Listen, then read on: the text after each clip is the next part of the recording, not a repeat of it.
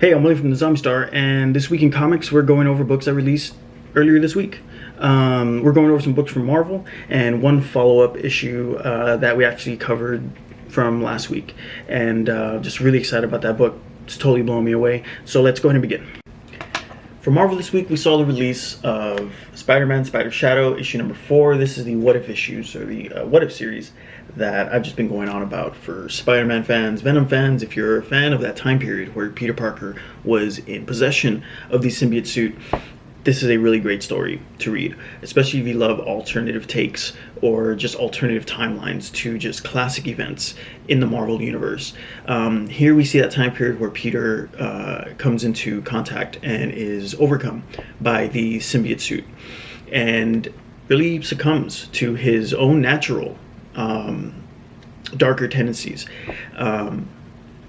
As he becomes just the most brutal and savage form of himself and of Spider-Man that we've pretty much seen, pretty much becoming the Venom that we know to be Eddie Brock, where his targets are actually the villains, as naturally Peter Parker struggles with his role and his responsibility in the creation of some of the most dangerous villains that the Marvel Universe has ever given us. And I really appreciate the story for it being kind of, that's the focus of the story, of Peter Parker as a person, Spider-Man as a superhero, and that again that really old and just classic concept of, with great power comes that great responsibility. And this story really is exploring the notion that Peter failed Ben Parker in that notion of failing to live up to that responsibility, and just utterly just crushes the symbol of Spider-Man. And what are the consequences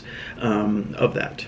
Issue number 4 takes a turn and kind of puts Peter back on track in a way, as the story is still focusing on his inner conflict of being Peter and Spider-Man, and the impact that Spider-Man has had on the city that he has sworn to protect. Another thing that I love about this story is it reminds us kind of the importance and the weight of Mary Jane and the influence that she has on Peter. She's always been his love interest, always been kind of his partner, and there's some really moving and just touching parts here that remind us just how important she is to both Peter and Spider-Man, and how in the most distressing times, Mary Jane is a person that can kind of be his weight and keep him grounded. And this is just a really good story, and just a good reminder of that relationship. Of course, that classic look of them kind of on the cover, and you can, I don't know, does it kind of feel that takes a heart shape? I don't know, maybe I'm just wanting to see that as a story. It does kind of takes a focus on Mary Jane, and just gives us that brilliant reminder that she's a big part of Peter's life and is kind of a big influence over what he does, and kind of the reasoning behind him being Spider-Man. The artists are still giving us a just beautiful look of Spider-Man, of the villains, of the city, of just classic characters that have just long been known throughout the Marvel Universe within the Spider-Man lore, and it is just kind of classic looking for a comic book. It's colorful, it's vibrant, but deceptively, given the kind of unsettling content, especially in issues 1 through 3, as issue 4 does take a turn, but still focuses on, regardless of super or not, kind of the horrifying things that can occur when anyone can give in to their darker tendencies, and really focuses on the consequences of what happens when you allow kind of your darker version take control. This is a really good story. It is going to end with issue 5. This is kind of before the finale. The finale is coming up, and the ending to this issue is just mind-blowing. It's a lot of fun. If you're Spider-Man fans, you should be reading Spider-Man Spider Shadow. Speaking of Spider-Man and his villains, this week we also saw Carnage, Black, White, and Blood, issue number 4. This continues just to be a lot of fun for Carnage fans, as this has been just a series of short stories written by various authors and illustrated by many talented artists. This has just been a lot of fun, plainly or just kind of at first glance of just being jam-packed with beautiful artwork, as it is this kind of celebratory take on the famed supervillain. Marvel did something very similar with Wolverine, Black, White, and Blood, as he was kind of celebrated in this short run of short stories, putting him in different scenarios and settings and really just exploring such an iconic superhero. Marvel kind of really went to the other end of that spectrum and chose one of the most brutal and savage supervillains that I think exists in the Marvel Universe. In issue number 4, the artists and authors continue the trend of just putting on display the most just homicidal, maniacal behavior in Carnage that really knows no bounds. From an intense battle with classic rival Venom with a huge twist, a strange role reversal with Cletus Cassidy and the symbiote suit, and ending with this post-apocalyptic setting where Carnage just runs in absolute muck. The artists and authors are really just having a lot of fun with this villain, and really just enjoying putting him in these bizarre settings while still maintaining that maniacal spirit that is Carnage. Artistically, this has just been a beautiful representation of the famed supervillain. Each author giving his own take on it, their own spin on it, but still only utilizing that color scheme of the blacks and the whites and the reds. Same thing that they did with Wolverine, but still distinct, unique, and absolutely gorgeous. Carnage fans, this is going to be a no-brainer. This is a lot of fun to read. I believe this is going to run for maybe a few more issues before it wraps up. I think Wolverine maybe went for 5 or 6. We're already on number 4 on this one. We picked up one variant, which is absolutely gorgeous. Again, you're going to have to forgive me.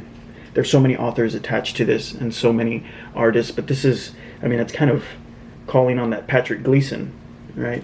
Things that he did with Venom, Spider-Man, and with that kind of that profile look, but just beautiful. Absolutely beautiful take on that symbiote behavior, and there's really a lot of that in these issues.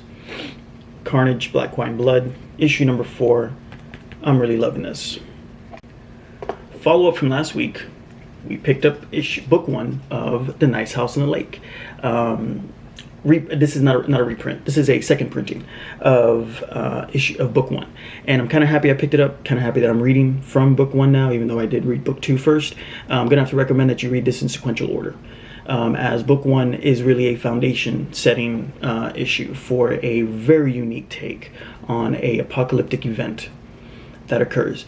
James Tynion, coming from the Department of Truth, again, as I mentioned from the last video, this is a more centered story, a more focused and more intimate story, where it kind of puts you face to face with these characters of various backgrounds and histories. And book 1 does a really good job of introducing each character individually, and really takes time to flesh out these characters as they respond to this event that is occurring around them. James Tynion is just, again, putting together just another original mind-bending thriller that might be slow-paced. I will give that to James Tynion. Even in Department of Truth, his stories are intentionally slow-paced and kind of unravels a very complex narrative at a deliberate pace. And I can see that he's using the same mechanic for The Nice House on the Lake, but a very compelling story and really engaging, as you really just are going to want to know what in the world is going on, and who are these people, and why are they in this lake house. So just a really good thriller. I'm going to recommend this for anyone who just loves a good suspense story, a good thriller, a good mystery. James Tynion has done it again with The Nice House on the Lake. Last week I spoke about Bueno's art style, and more than anything, how appropriate it is for a James Tynion kind of story.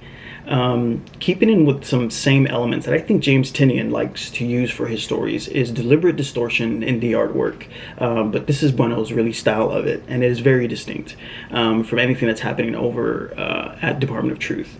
Character models are just very well done, very mature looking, and the setting of it being in a lake house. Buono is brilliant in depicting the lake, the natural look of the surrounding area, but more than anything, the lake house itself plays a very big part of this narrative, and is just beautifully rendered, beautifully drawn, and Bueno is just doing a lot of really good work in this book. As I said, I'm not too familiar with Bueno, but if this is what he's capable of, an artist, it's really something.